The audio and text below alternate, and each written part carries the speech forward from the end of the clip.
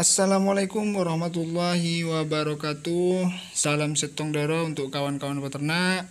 Semoga kawan-kawan peternak selalu sehat dan dilancarkan rezekinya dan dilancarkan segala urusannya.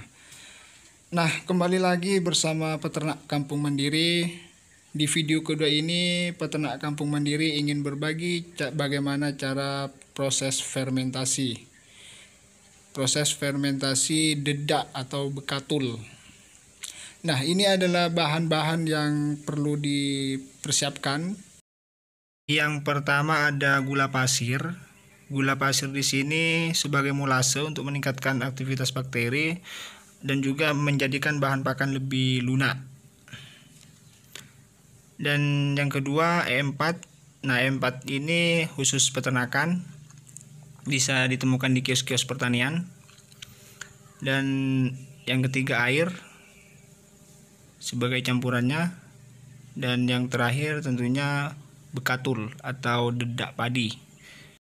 Setelah bahan-bahan yang tadi sudah disiapkan, kita langsung saja ke proses pembuatannya atau ke proses pengadukan.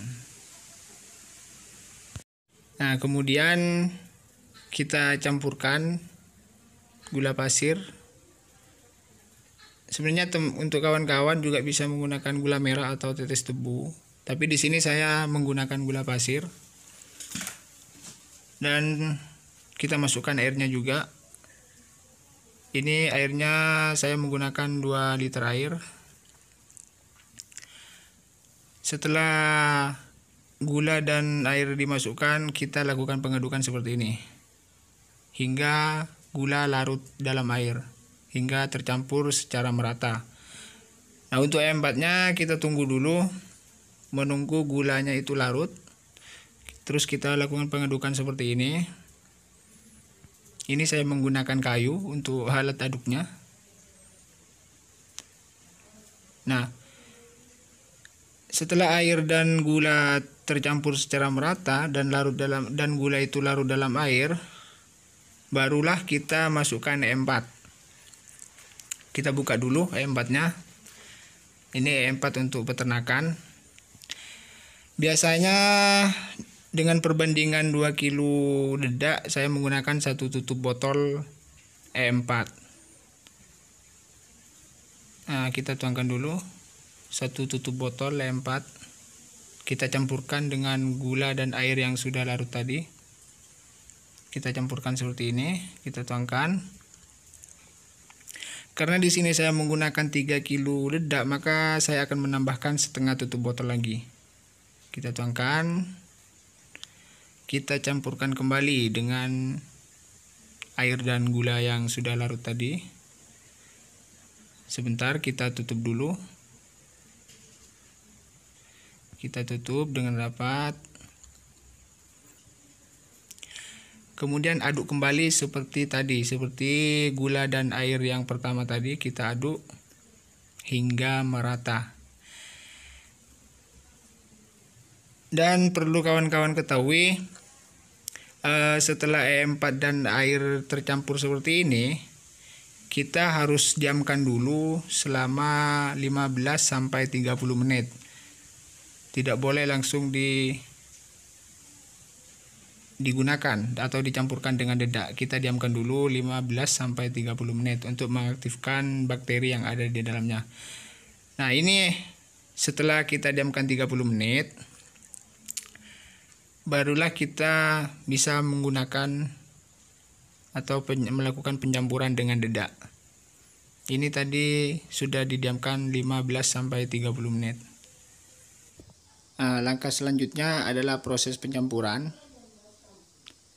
Nah, karena di sini wadahnya terlalu kecil dengan kapasitas dedak 3 kilo, maka saya akan bagi 2. Kita bagi 2 dulu. Tujuannya apa? Tujuannya untuk mempermudah dalam proses pengadukan supaya mendapatkan hasil yang maksimal. Biar pengadukannya itu merata, maka kita bagi 2 seperti ini. Sebenarnya untuk mempermudah saja, mempermudah dalam proses pengadukan. Ya seandainya wadahnya besar, maka kita bisa saja langsung mengaduknya satu kali. Tapi di sini saya bagi dua. Kita tuangkan dulu airnya, kita tambah lagi. Nah, kemudian barulah kita lakukan pengadukan seperti ini. Aduk hingga merata. Kalau misalkan kurang basah, maka kita juga bisa menambahkan airnya. Kalau dirasa terlalu basah, maka kita juga boleh menambahkan dedaknya atau bekatulnya. Nah, kita aduk dulu seperti ini untuk teman-teman. Ini saya pakai dua tangan supaya mempercepat proses pengadukannya. Kita aduk hingga merata seperti ini. Nah, untuk kawan-kawan peternak kampung mandiri, inilah hasil dari proses pengadukan tadi. Untuk pengadukan yang kedua tidak kerekam karena ngejar waktu. Jadi inilah hasilnya, tidak terlalu basah maupun tidak terlalu kering, jadi pas. Jadi untuk kawan-kawan bisa dirasakan sendiri tingkat kebasahannya maupun tingkat kekeringannya.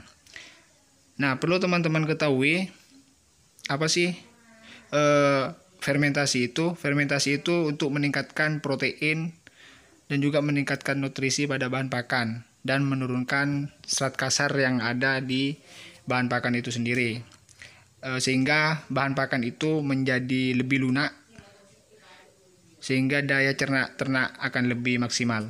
Nah, kita proses pemindahan ke tempat penyimpanan.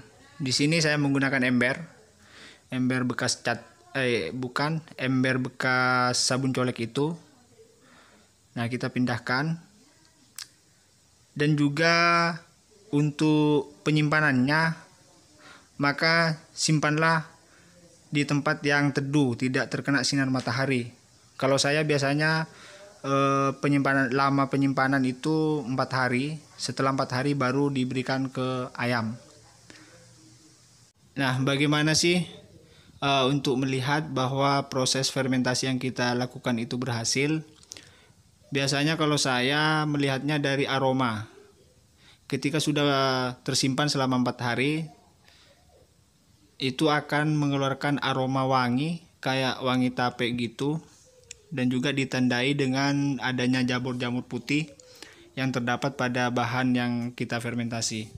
Jadi kalau sudah beraroma wangi, kayak wangi tape gitu, sudah dipastikan bahwa proses fermentasi kita berhasil dan aman untuk diberikan ke ternak kita. Jadi gitu kawan-kawan. Nah, di sini saya tidak hanya menggunakan ember untuk proses penyimpanannya. Saya juga menggunakan plastik supaya apa? Supaya bahan pakan yang difermentasi itu benar-benar tertutup. Benar-benar tertutup secara rapat. Nah, kita ambil dulu plastiknya. Nah, kita luarnya menggunakan plastik. Plastik di sini berfungsi untuk menjaga-jaga saja kalau misalkan tutup ember yang kita gunakan itu tidak tertutup secara rapat. Jadi untuk mengantisipasi hal itu, saya tetap menggunakan plastik di sini supaya tidak ada udara yang masuk ke dalam dan bakteri anaerobnya itu tetap aktif. Kenapa harus rapat? Kalau misalkan tidak rapat, itu bisa saja proses fermentasi kita itu gagal. Kalau proses fermentasi kita gagal, bahan yang kita fermentasi itu akan mengandung racun dan bau busuk. Dan itu sangat berbahaya kalau tetap diberikan ke ternak kita. Mungkin sekian dulu video kali ini. Semoga bermanfaat. Dan mohon maaf apabila ada salah-salah kata. Salam hormat untuk kawan-kawan peternak. Kalau misalkan ada masukan, bisa ditulis di kolom komentar. Salam setong dara. Assalamualaikum.